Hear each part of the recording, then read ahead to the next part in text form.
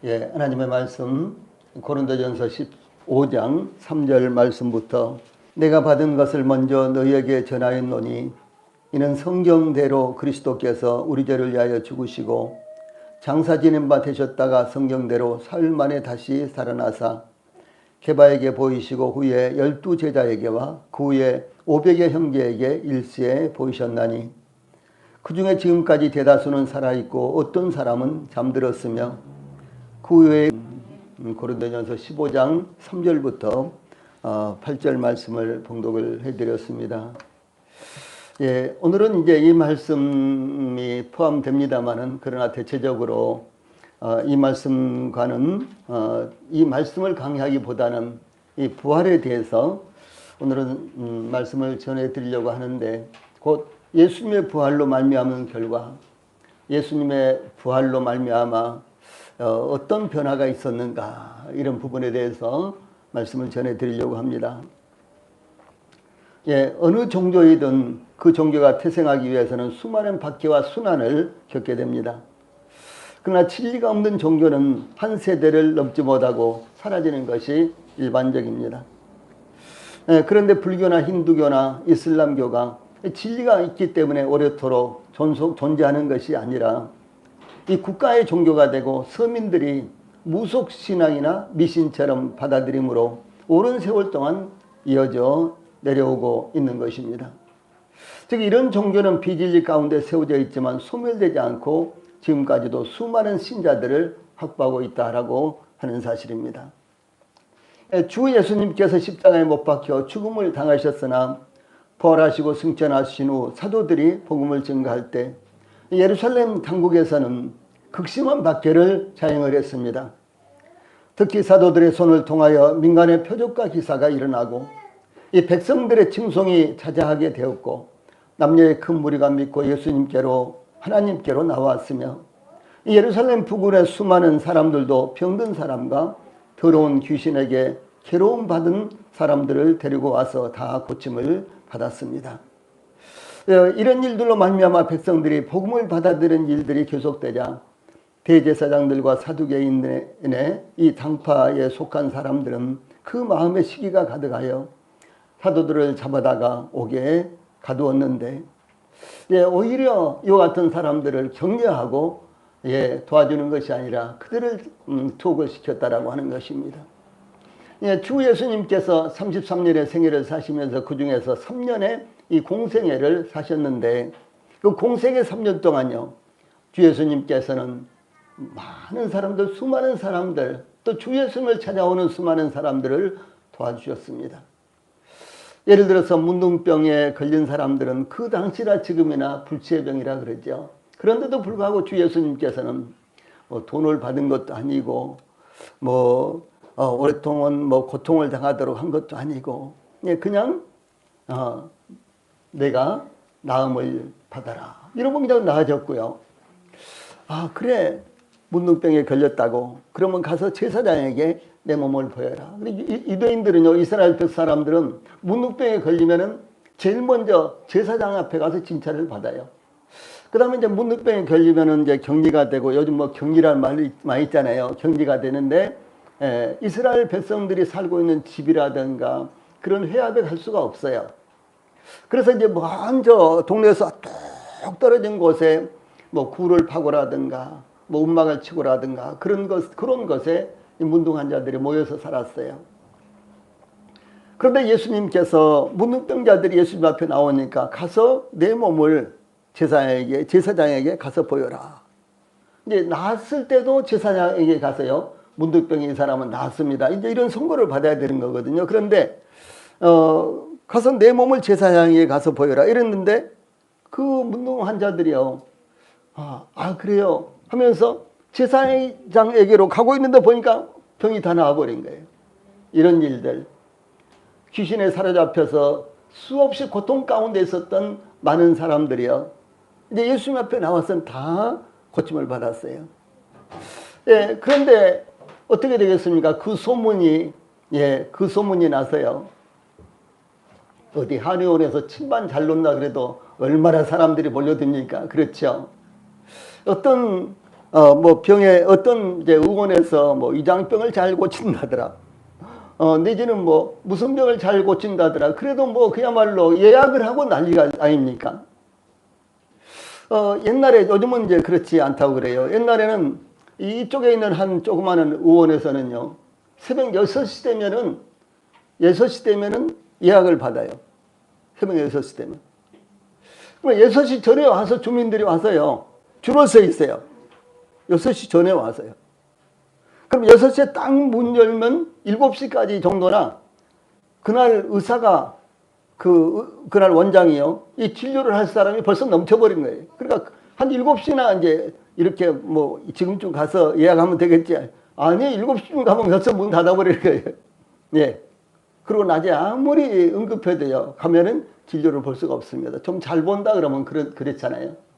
근데 예수님 앞에 가면 무슨 병이든지 다 고친다. 예, 그 병이 아무리 오래돼도 다 고친다. 자, 이런 소문이 떠돌면은 어떻게 되겠어요? 인산인해를 이루고요, 수만 명의 사람들이 예수님 앞에 몰려드는 거예요. 그래서 예수님께서 이와 같이 많은, 수도 없이 많은 각색 병자들을 고치고 이와 같이 하셨는데, 그 상대적으로요, 예수님을 반대하는 사람들은 시기가 나고 그래서요, 예수님을 죽이려고 했다는 것이죠. 이 동일하게 사도들이 이와 같이요, 이제 사도들을 통해서 이와 같은 기적이 일어나고 막 이렇게 하니까 예수님을 반대했던 사람들이 사도들을 반대를 한 거예요. 예.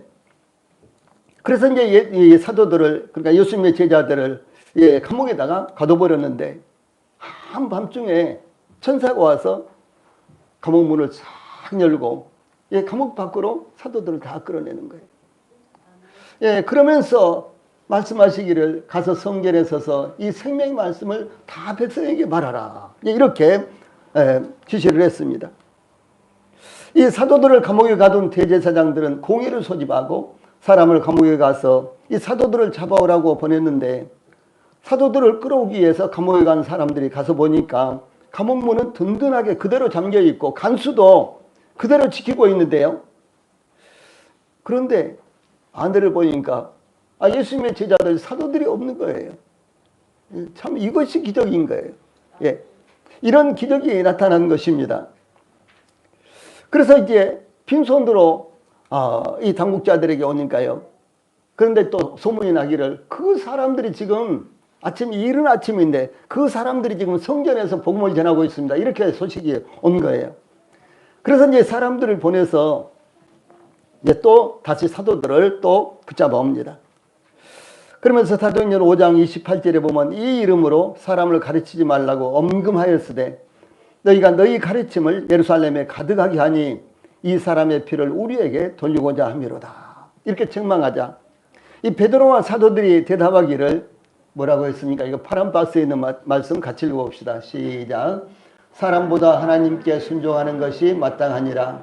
너희가 나무에 달아 죽인 예수를 우리 조상의 하나님이 살리시고 이스라엘에게 회개함과 죄사함을 주시려고 그를 오른손으로 높이사 임금과 구주로 삼으셨느니라.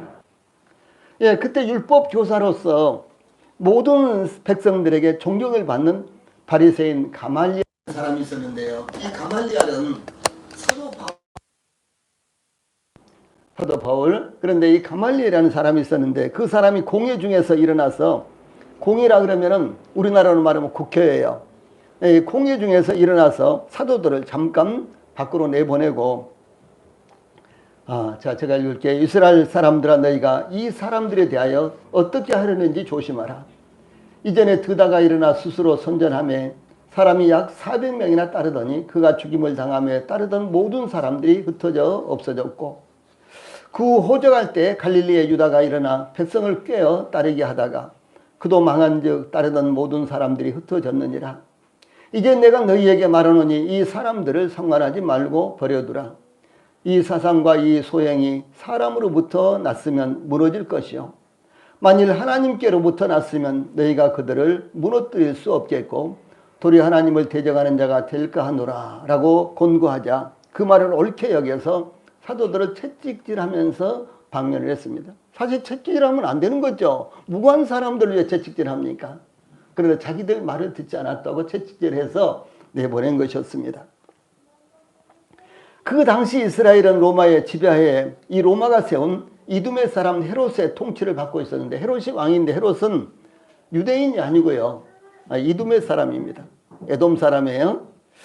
이제 그렇기 때문에 이 정치적인 메시아, 정치적으로 이스라엘을 독립시키고 이스라엘을 다스릴 이와 같은 메시아를 유대인들, 이스라엘 사람들은 간절히 기다리고 있었습니다.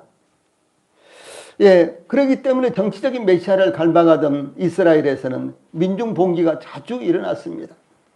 그러나 이와 같은 민중봉기는, 그러니까 여기에서 드다라든가 유다라든가 이런 사람들이 일어나서 많은 사람들이 그를 추종했는데 이것이 로마에 의해서 제압이 됐고, 그 다음에 사람들이 흩어져 버리니까 이 사람들이, 따르는 사람들이 다 잠잠하게 됐다라고 하는 사실이죠. 이와 같이 이제 민중봉기가 일어나도 그 추종하던 사람들까지도 죽음을 당하거나 흩어져 버렸다는 것이죠. 이와 같이 예수님으로부터 시작된 기독교 역사는 박해의 역사였습니다. 예수님은 십자가에서 못 박혀 죽음을 당하셨으며 이 사도들도 사도 요한을 제외한 모든 사람들이 순교를 당했고요. 이 사도들의 제자들, 즉 교부들이라고 하는데 그 교부들 대부분도 순교를 당했습니다. 그 이후에도 기독교는 이 로마의 박해를 받았으며 중세기에는 로마 가톨릭의 박해를 받아서 수천만 명이 죽었다라고까지도 전해지고 있습니다. 지금도 이슬람 국가에서, 중국, 북한 등의 공산 국가에서 또한 각종 민족 봉기로 희생되는 것은 기독교인들입니다. 이와 같은 기독교 박해는 주 예수님께서 다시 오실 때까지 그치지 않을 것입니다. 그러나 율법교사 바리새인 가말리엘이 이 사상과 이 소양이 사람으로부터 났으면 무너질 것이요, 만일 하나님으로부터 났으면 너희가 그들을 무너뜨릴 수 없겠고 도리어 하나님을 대적하는 자가 될까라고 증거한 대로 이와 같은 극심한 박해에도 불구하고 기독교는 더욱더욱 온 세상에 전파되었습니다.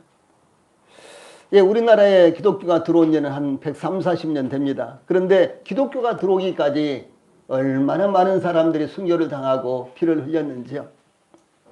우리는 편안하게 앉아서 복음을 듣고 그것이 그렇구나, 잘 믿어지지 않는다, 믿는다 등등 이렇게 생각을 합니다만은, 저희들에게 이 복음이 전해지기까지요, 주 예수님의 희생 말고, 제자들의 희생 말고도요, 우리 한국에까지 복음이 전파되기까지 수없이 많은 사람들이 희생을 당하면서 이 복음을 전파했기 때문에 결국은 저희들이 복음을 듣고 구원받는 역사가 일어났다는 것입니다. 저희들은 은혜로 구원받고 저희들은 아무런 대가 없이, 아무런 공로 없이 구원을 받지 않습니까? 그러나 저희들이 구원받기까지는요, 주 예수님뿐만 아니라 많은 믿음의 사람들의 엄청난 희생이 따랐다는 사실을 우리가 기억을 해야 되는 것입니다. 우리는 공짜로 구원받았지만, 그러나 우리들에게 복음이 전파되기까지는 공짜가 아니라요, 엄청나게 많은 피가 흘려졌고 희생이 있었다라고 하는 사실을 말씀하는 것입니다. 예수님의 제자들은 증인으로 순교의 현장에서 제물이 되었지만, 예수님의 부활 이전에 그들은 3년여 동안 따르던 예수님이 체포되시고 십자가에 못 박히자 뿔뿔이 흩어져 버리고 도망가 버렸습니다.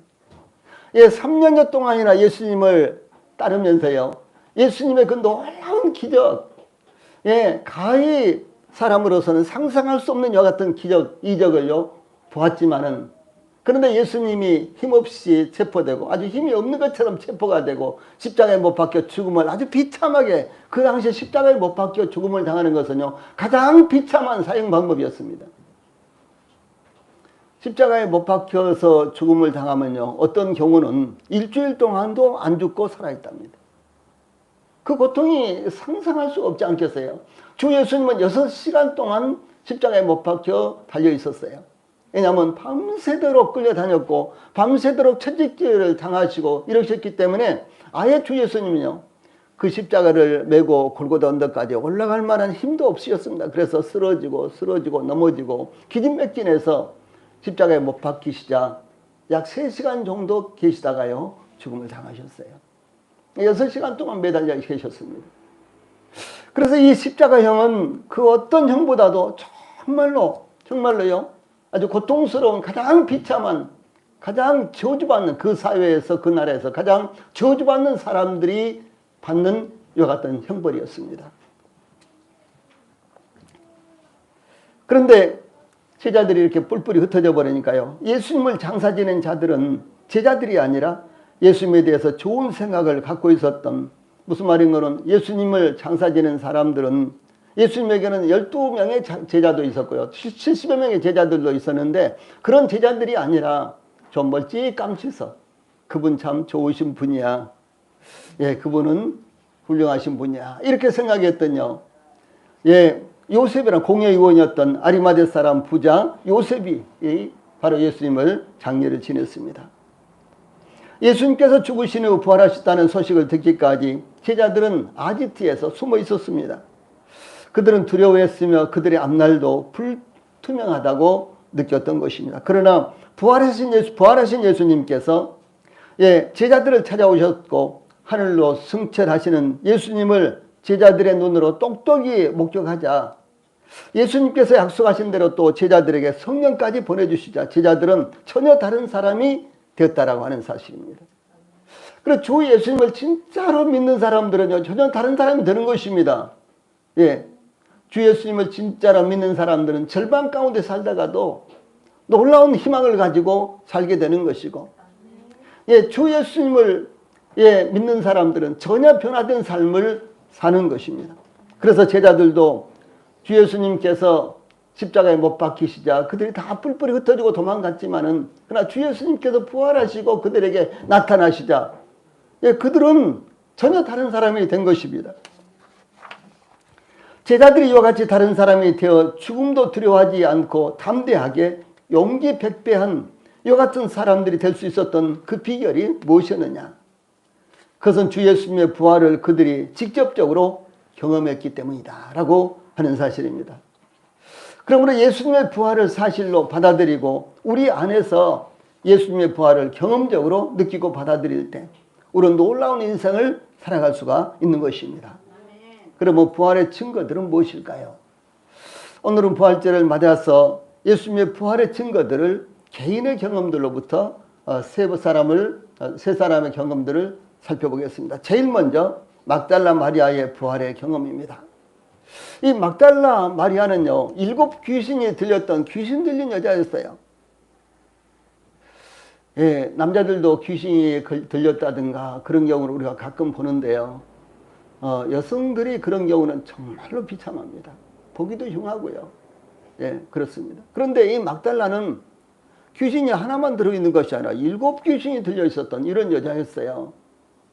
그는 아직 아마 처녀였던 것 같아요. 아직 젊은 여자였던 것 같습니다. 그런데도 불구하고 7 귀신이나 들려 있었기 때문에 정말로 불행한 삶을 살고 있었던 이런 여자였는데 예수님을 만나자 예수님께서 그에게 들어있는 귀신을 쫙 쫓아내 주셨거든요.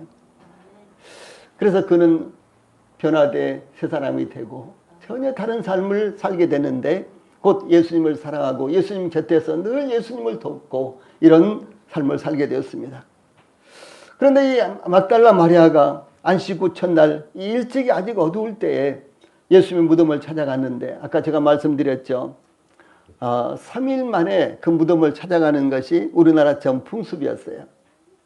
그런데 유대인들은 그 무덤을 이스라엘 백 사람들은 무덤을 3일 만에 찾아간 이유가 무엇이었는가는 그들은 이 시신을 매장을 할 때 우리처럼 땅속에다 완전히 묻어버리면은 뭐 향을 바른다거나 향수를 뿌린다거나 이럴 필요가 없잖아요. 그런데 굴에다가 딱 넣어놓고 물을 이렇게 닫아 놓으니까 장례를 지낼 때 향을 많이 이렇게 뿌렸습니다. 향을.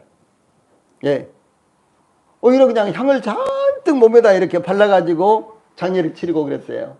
그리고 이제 3일 만에 또 다시 와서 그 시신에다가요, 또 향을 그렇게 뿌리는 것이 그들의 풍습이었습니다. 그래서 예수님 살아계실 때 은혜를 입었던 이 막달라 마리아가 예수님 돌아가시고 장사가 지내졌는데 3일 만에 예수님을 아주 일찍의 새벽에 아직은 어두울 때 무덤을 찾아왔다라고 하는 사실입니다.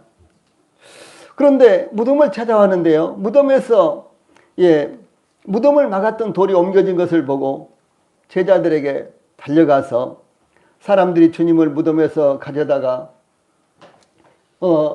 어디 두었는지 우리가 알지 못하겠다라고 이렇게 소식을 전했습니다. 그러자 베드로와 요한이 그 소리를 듣자마자 무덤에 막 하고 달려와 가지고요, 무덤 안에 들어가서 이렇게 보니까 과연 예수님의 시신이 없는 거예요. 빈 무덤이었습니다. 이 빈 무덤, 예수님의 부활의 아주 중요한 증거가요, 빈 무덤이었다라고 하는 사실입니다. 그래서 무덤 안에까지 들어가서 살펴보았으나 예수님의 시신은 사라졌고 예수님의 수의인 세마포만 놓여 있었으며 머리를 쌌던 수건은 딱 객혀서 이렇게 있는 거예요. 만약 예수님의 시신을 훔쳐갔다면 어떻게 되겠습니까? 뭐 그런 것 말고 염했던 그런 옷들 다 벗겨놓고 이렇게 시신을 옮기기 위해서 그럴 여유가 없겠죠. 그런데 그 염을했던 세마포를요 다 벗겨서 그 자리에 놔두고, 또 머리를 이렇게 칭칭 또 감았던 이 또 세마포 이 수건도요 차례 이렇게 또 접어서 그 자리에 또 놔두고, 이런데 시신만 사라졌다는 거죠. 얼마나 놀라운 일이 되겠습니까? 그래서 제자들은 어떤 영무인지 몰라서 무덤만 확인하고 집으로 돌아갔습니다. 그런데 이 막달라 마리아는 돌아가지 못하고 무덤 밖에서 울면서 무덤을 들여다보고 있었는데, 그때 예수님께서 나타나셨으나 막달라 마리아는 예수님인 줄을 알아보지 못했습니다. 왜 그랬을까요? 예수님이 살아나시리라고는 상상도 할 수 없었기 때문에. 갑자기 길에서 누군가를 만난 적이 있잖아요. 근데 전혀 만날 생각을 하지 못하고 그냥 이렇게 지나가다가 지나치고 보니까 그 사람이지 않냐 그러면서 이제 불러가지고 서로 이렇게 대화도 하고 그렇죠. 근데 예수님은 돌아가셨기 때문에 시신을 보러 왔는데 살아계신 예수님이 나타나라고는 상상을 못했기 때문에요, 예수님께서 나타나셨는데도 불구하고 그것을 인지를 하지 못한 것입니다. 그래서 그때 예수님께서 나타나셔서 막달라 마리아에게 여자여 어찌하여 울며 누구를 찾느냐 이렇게 말씀하실 때에도 막달라 마리아는 그분이 동산직인 줄 알고 주여 당신이 옮겼거든 어디 두었는지 내게 이르소서 그리하면 내가 가져가리이다 라고 이렇게 요청을 했습니다. 그때 예수님께서 막달라 마리아에게 마리아야 이렇게 부르시자요 아주 극적인 순간이 일어났어요. 동산직인 줄 알았는데 마리아야라고 이렇게 부르지 않습니까? 마리아라고 부르는 거예요. 그럼 무엇입니까? 자기를 분명히 알고 자기 이름까지도 알고 있는 잘하는 분이라는 것은 사실이죠. 그 목소리를 마리아야 라고 듣자 아유 예수님의 목소리다라고 그가 깨닫게 되고요. 그래서 라보니여 선생님하고 이렇게 부르면서 덥석 예수님의 발을 붙든 것입니다. 지금 그런 장면이에요. 그래서 예수님에게 달려들어서 예수님을 붙잡았습니다. 그때 예수님께서 나를 붙들지 말라. 내가 아직 아버지께로 올라가지 아니하였노라. 너는 내 형제들에게 가서 이르되 내가 내 아버지 곧 너희 아버지 내 하나님 곧 너희 하나님께로 올라간다라. 이렇게 말씀하셨어요. 그래서 막달라 마리아가요 이 놀라운 감정을 억제하지 못하고 제자들에게 달려와서 뭐라고 했어요? 내가 주를 보았다. 내가 주님을 보았다라고 이렇게 말할 수 있었던 거예요. 여러분 우리가 구원 받았을 때 어떻습니까? 내가 구원 받았구나. 그렇죠. 제일 첫째 저는 그랬어요. 내가 구원 받았구나. 구원이란 게 있었구나. 내가 구원 받았구나. 그리고 나서 이 생각하면 생각할수록 너무 감격스럽고 너무 놀라워서 만나는 사람마다 복음을 전했습니다. 어떤 사람들은 붙들고 밤을 새워가면서 복음을 전하고요. 그렇습니다. 뭐 밤이고 낮이고 만나는 사람들마다 이 복음을 전할 수밖에 없었어요. 왜? 너무 감격스럽기 때문에요. 밖을 나오고 산을 보고 이런 거리를 보면 전혀 그야말로 새롭게 보였습니다. 어제 보던 하늘, 어제 보던 이와 같은 산, 어제 보던 나무들이 아니었어요. 전혀 새롭게 보였어요. 그 무엇을 말합니까? 제 생각이 변화가 되고 제 마음이 변화가 되었다라고 하는 사실이죠. 그래서 막달라 마리아가 제자들에게 달려와서 내가 주님을 봤어, 내가 주님을 만났어 라고 이렇게 외쳤던 것입니다. 막달라 마리아는 부활하신 예수님을 제일 처음 보았고요, 만났던 사람입니다. 예수님께서 십자가에서 돌아가셨다, 여기에 관련돼서요, 그 다음에 예수님께서 부활하셨다, 여기에 관련해서요, 여인들의 이름이 여러 명이 나옵니다. 그런데 항상 막달라 마리아의 이름이 거기에 포함되어 있고요, 포함되지 않는 경우는 한 번도 없습니다. 그리고 막달라 마리아가 제일 먼저 나온다라고 하는 사실입니다. 예, 우리 성도님들도 이 부분을 보시고요, 감동을 받으셔야 됩니다. 교훈을 받으셔야 되는 것입니다. 예, 예수님께서 친히 훈련시키신 제자들보다도요, 예, 베드로 얼마나 중요합니까? 야고보나 요한은 또 얼마나 중요한 제자들입니까? 그런데 예수님께서 부활하신 후에 그 제자들에게 먼저 나타나신 것이 아니라 막달라 마리아에게 나타났습니다.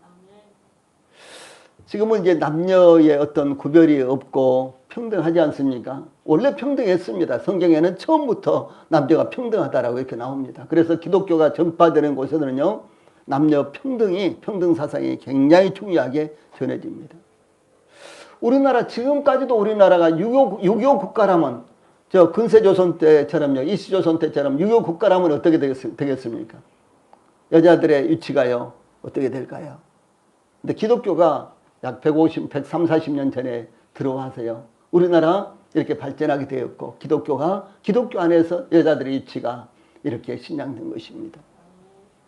그런데 예수님 당시에 이 막달라 마리아가 살고 있을 당시에는요, 여자들은 수에 치지도 않았어요. 수에쳐. 예. 예를 들어서 사람들이 5명 왔다. 그런데 남자가 5명이고 여자가 5명이다. 그러면 사람들이 몇 명 왔어요? 5명이요. 실제로 몇 명입니까? 10명이죠. 남자 5명, 여자 5명이니까 10명이잖아요. 그런데 사람들이 몇 명 왔습니까? 그러면은 5사람 왔습니다. 이렇게 했어요. 예, 여자들은 수에 쳐주지도 않았어요. 죄송해요. 예, 그런 역사가 있었다니 참 죄송합니다. 그런데 성경은 그렇지 않다는 것이죠. 그런데 이렇게 수에 쳐주지도 않는 여성에게 예수님께서 먼저 나타나셨다. 그것이 얼마나 중요한 일이냐는 거죠. 예, 수에 쳐주지도 않고요, 증인으로 쳐주지도 않았어요. 그런데 여자에게 예수님께서 먼저 나타나셨어요. 그것은 무엇을 말하는 겁니까? 예, 제자들에게 보다도 이 막달라 마리아에게 먼저 나타내신 것은 막달라 마리아가 그 누구보다도 더 예수님을 간절한 마음으로 사랑했고 찾았기 때문이다라고 하는 것입니다. 예, 심지어 베드로와 요한도 막달라 마리아가 예수님의 무덤이 비어 있어요.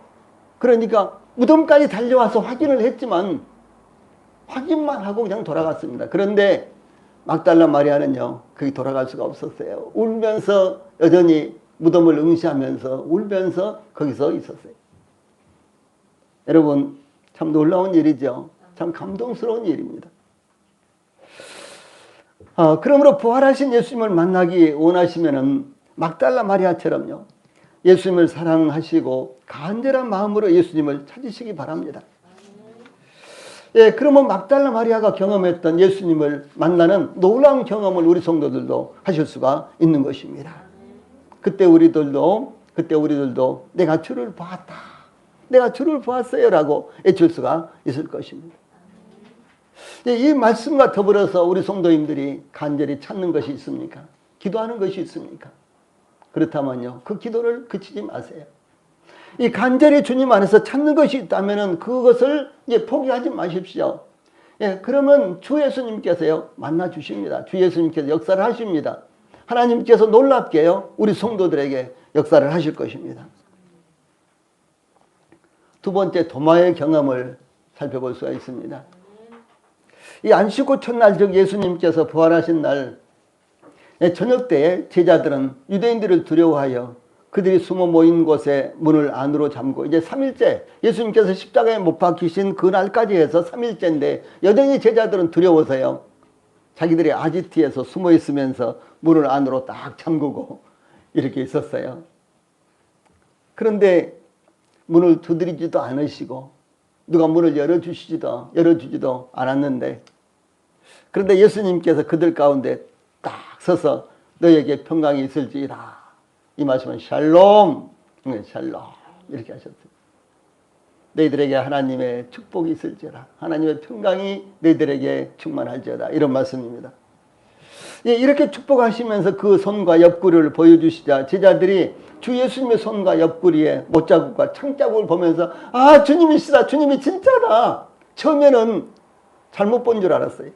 뭐 헛개비나 뭐 이런 것인 줄 알았어요. 그런데 그 상처 주 예수님의 못자국과 창자국에 그 상처를 주 예수님께서 보여주시자 그것을 보고 나서 아 예수님이 맞다 라고 하면서 기뻐했습니다.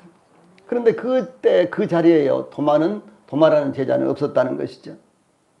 예수님께서 다녀가신 후에 디두모 그 쌍둥이라는 말입니다. 그리고 도마라는 말은 디두모를 번역해서 헬라어로 번역해서 이렇게 부르는 말이에요. 그러니까 디두모나 쌍둥이나 도마나 다 똑같은 말입니다. 그런데 이 도마가 왔는데 제자들이요 이구동성으로 우리가 주를 보았다. 주님이 여기 왔어. 주님이 여기 오셨어. 이렇게 하면서요 도마에게 이야기를 합니다. 그래서 도마는 받아들이지 않고 오히려 내가 예수님의 손의 못자국을 보며 내가 손가락을 그 못자국에 넣으며 내 손을 그 옆구리에 넣어보지 않고는 믿지 못하겠노라. 믿지 아니하겠노라. 라고 이렇게 버텼습니다. 그래서 그로부터 또 8일이 지났습니다. 그런데 제자들은 여전히 문을 안으로 잠고 있었는데 도마도 함께 있을 때 예수님께서 제자들을 또다시 찾아오셨습니다. 그리고 예수님께서 그 가운데 서셔서 말씀하시기를 똑같이 너에게 평강이 있을지어다. 샬롬 이렇게 축복을 하셨습니다. 예수님께서 제자들에게 샬롬 너에게 평강이 있을지어다. 이렇게 축복하시고요. 그리고 바로 도마에게 내 손가락을 이리 내밀어 내 손을 보고 내 손을 내밀어 내 옆구리에 넣어보라. 그리하여 믿음 없는 자가 되지 말고 믿는 자가 되라. 이렇게 말씀하셨습니다. 마치 8일 전에 예수님께서 다녀가신 후에 도마가 제자들로부터 그 소식을 듣자 자신이 예수님의 상처들을 직접 보며 만져보지 않고서는 믿지 못하겠다고 단호하게 말하던 것을 예수님께서 옆에서 보고 들으신 것처럼요. 옆에서 보고 들으신 것처럼 그렇게 말씀하신 거예요. 그때 도마는 예수님의 말씀을 듣자 나의 주님이시여 나의 하나님이십니다. 이렇게 고백을 한 것입니다. 자, 제일 밑에 있는 말씀 같이 읽어봅시다. 시작. 나의 주님이시여 나의 하나님이시니이다. 이렇게 고백을 한 것입니다. 예, 오늘날도 하나님을 직접 보지 않고서는 어떻게 믿을 수 있느냐고 반문하는 회의주자들이 있습니다. 아마 우리 성도들이 복음을 전하면서 이와 같은 사람들을 얼마나 많이 만납니까? 하다못해 저 절에 가면 부처가 덩그랑이 있는 것처럼요. 그렇게 보이면 믿겠다는 것인가요? 예, 그것은 아무리 믿어도요. 생명이 없는 것이기 때문에 예, 의미가 없는 것입니다. 그러나 우리가 직접 보고 이 받아들이는 것보다도요. 보이지 않지만 믿고 받아들이는 것이 훨씬 더 많습니다. 우리가 보는 것은요. 그렇게 많지 않아요. 우리 눈에 보이지 않는 것이 훨씬 더 많은 것입니다. 예, 그런데도 우리는 그것을 의심하지 않고요. 받아들이고 있는 거예요. 예, 수많은 사람들이 코로나19에 감염되어서 고통을 당하고 죽었지만 코로나19 바이러스는 우리 눈으로 볼 수가 없는 것입니다. 예. 우리 눈으로 만약 보인다면 마스크 안 쓰고도 오면은 탁 때려버리고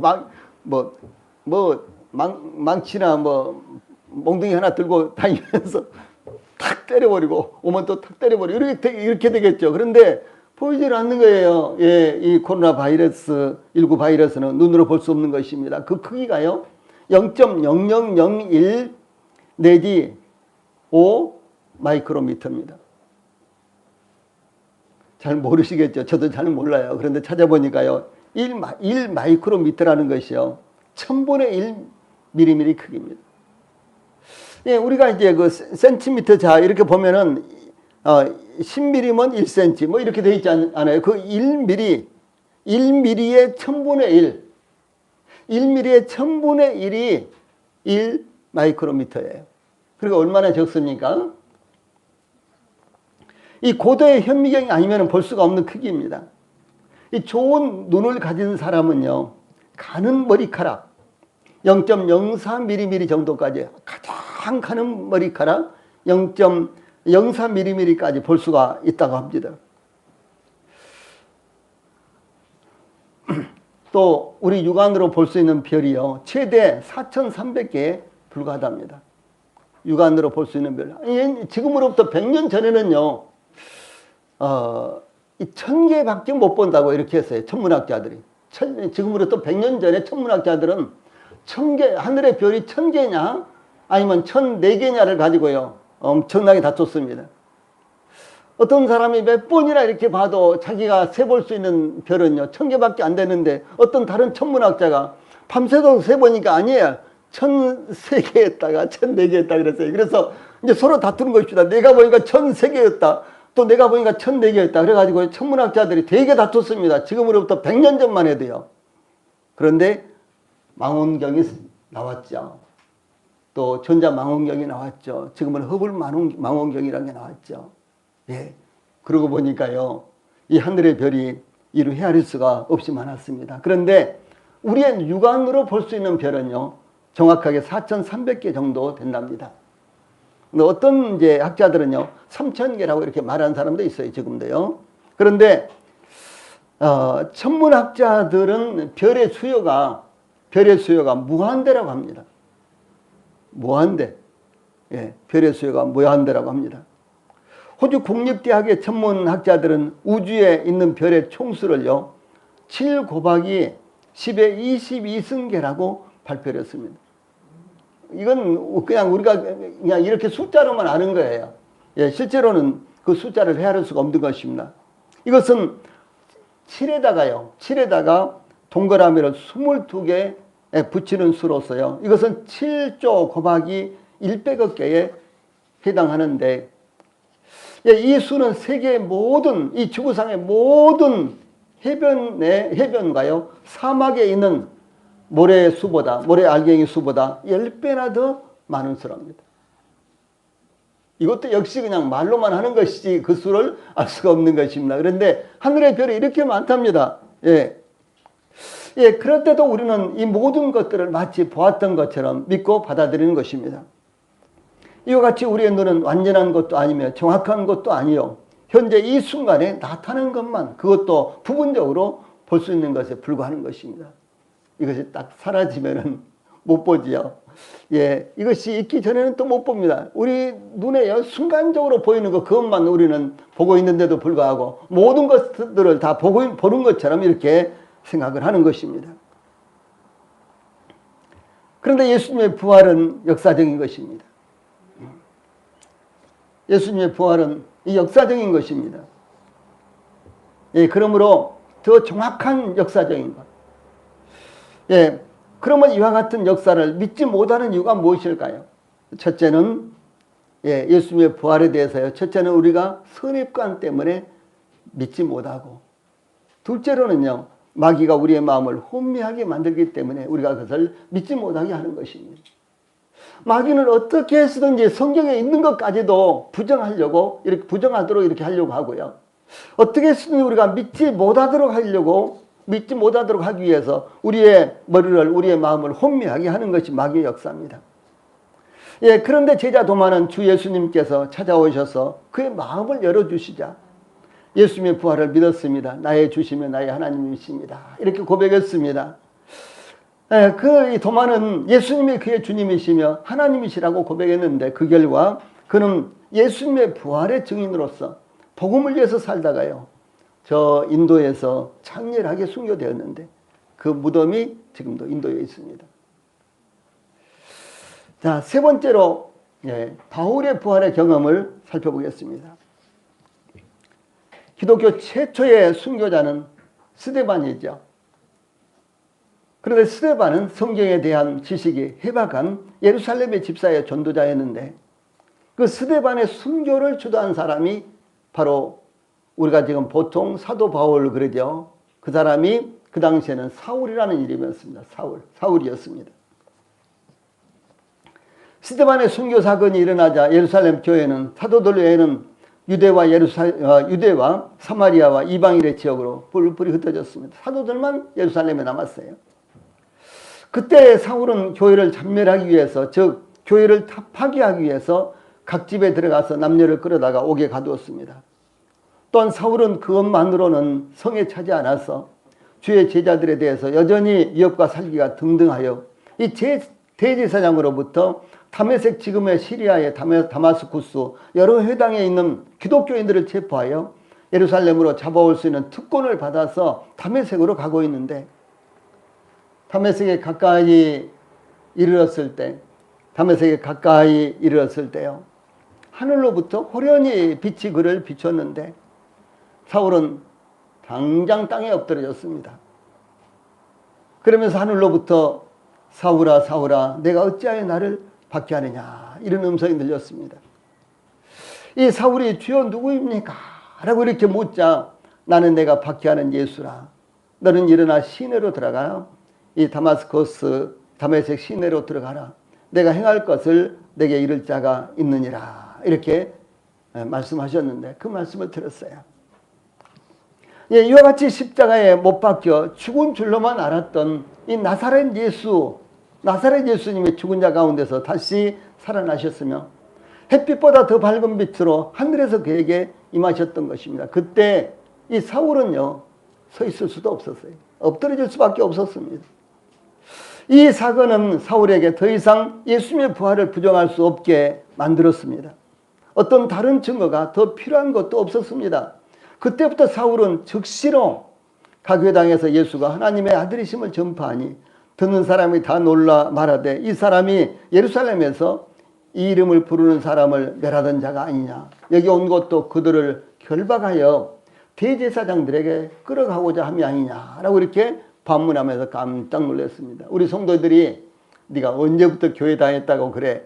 이제 복음을 전하면 특별히 가족들 잘하는 사람들이 네가 언제부터 교회 다녔어? 네가 언제부터 그렇게 열심히 믿는 신자라고 그렇게 뭐 이런 말들을 듣죠. 그런데 사도 바울은 지금 기독교인들을 박해하러 가다가 예수님을 만나가지고 예수님을 복음을 전하니까요. 그들부터 예수님을 전하니까 이 사람이 여기 박해하러 왔는데 이것은 무슨 일인가? 그래서요, 예수님을 믿는 제자들이 잘 만나주지도 않았어요. 그 사람이 무슨 꼼수 부리고 있을지도 모르겠다. 그렇게 꼼수 부려가지고 우리를 지금 잡으려고 하는지도 몰라. 그러면서요, 이 사도 바울을 잘 만나주지도 않았어요, 처음에는. 얼마나 놀라운 일입니까? 사도 바울은 그 당시 기독교를 박해하는 아주 유명한 사람이었습니다. 아주 이름난 사람이었어요. 네로 황제와 같은 아주요, 그야말로 기독교를 박해하는 사람들 가운데는 아주 이름난 사람이었습니다. 그런데 기독교를 박해하던 사울이 갑자기 돌변하여 기독교의 증인으로 활약을 한 것입니다. 이와 같이 사울이 예수님의 부활의 증인으로 활동한 것은 예수님의 부활을 직접 목격을 했기 때문에 이렇게 변화가 됐다라고 하는 사실입니다. 그래서 그가 부정하던 예수님의 부활을 그는 더 이상 부정할 수 없는 사실이라는 것을 직접 경험했기 때문에 그렇습니다. 그러므로 그는 고린도 교회에 편지를 보내면서 내가 예수 우리 주를 보지 못하였느냐, 나는 본 사람이다, 이렇게 되물었습니다.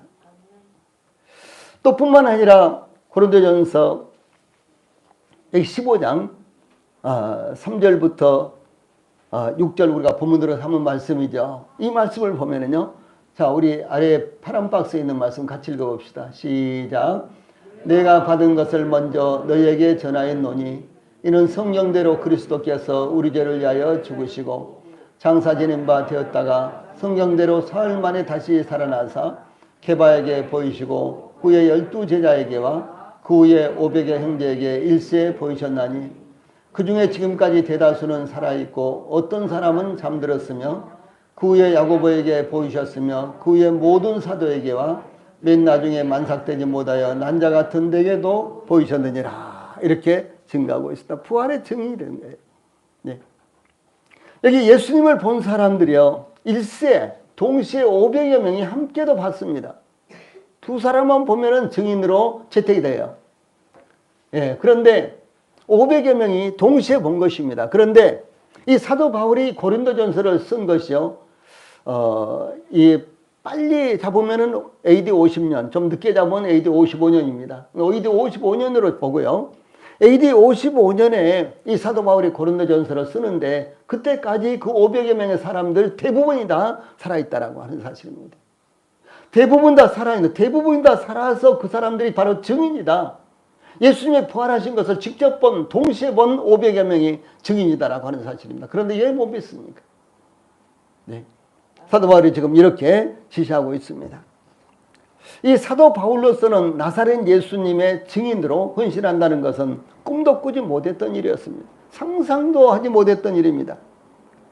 사울은 유대교에 대한 신념이 대단한 사람이었어요.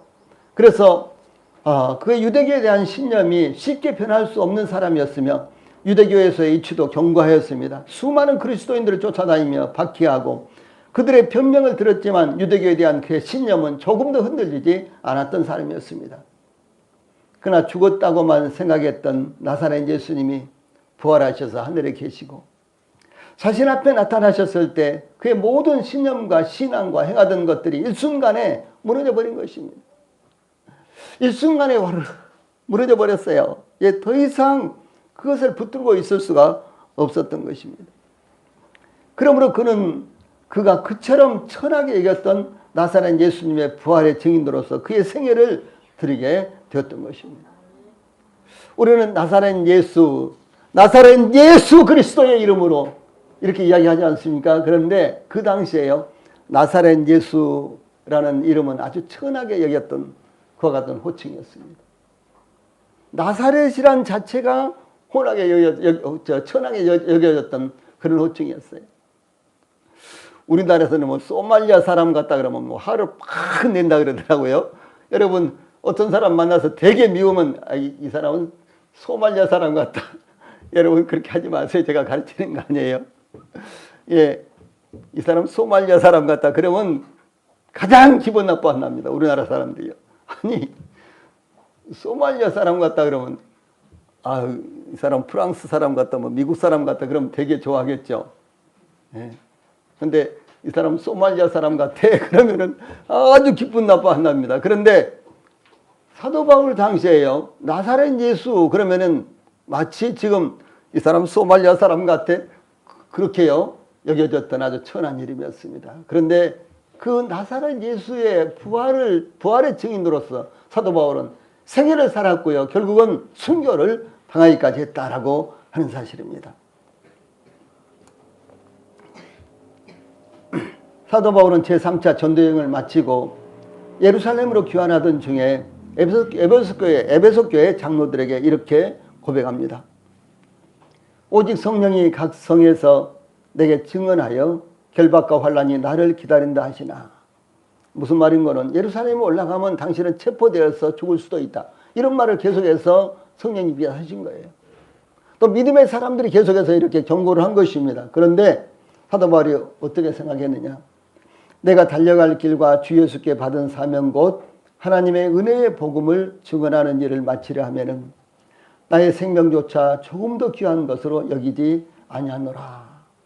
이렇게 그리스도와 그 복음을 향한 자신의 강한 신념을 이렇게 고백했습니다.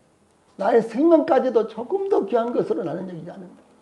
오직 주 예수님의 복음, 주 예수님의 부활, 이 사실을 전하는 데는요, 나는 죽어도 좋다라고 이렇게 선언한 것입니다.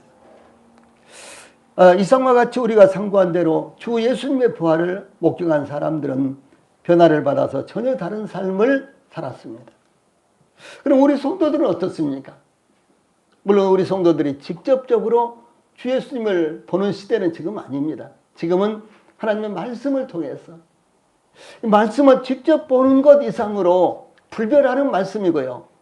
이것은 하나님께서 저희들에게 주신 영원하고도 완전한 증거가 되는 것입니다. 그래서 우리는 하나님의 말씀을 통해서 주 예수님을 직접 목격한 것 이상으로 부활하신 예수님을 만났고 보는 것입니다. 그런데 우리는 지금 어떻게 변화가 됐습니까? 그러므로 우리도 주 예수님의 부활을 굳건하게 믿고 받아들임으로 새롭게 변화된 삶을 살 수 있게 되기를 축원합니다. 찬송 부르시겠습니다.